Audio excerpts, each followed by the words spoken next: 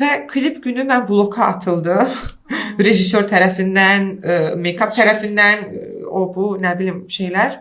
Və paylaşımda ancaq Dilarə mən paylaşdığı belə çox qəribə bir hal yarandı. Yəni istər-istəməz özünü ortada görürsən, ortada tapırsan və davanın içində olursan. Rejissorla olan mübahisələrdə sonra ortada qalırsan, davanın içində baş rolu sən götürürsən.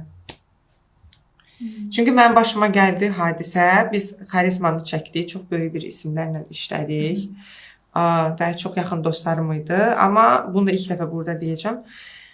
Klip qutardı, hər şey hazır oldu. Oradan Dilarə yığır, klip nə oldu, necə oldu. Artıq biz bunu label'a təqdim etmişik, yəni musiqi şirkətinə ki, klip bir həftə sonra çıxır. Amma nə qapaq şəkli hazırdır, nə teaser hazırdır, nə klip hazırdır.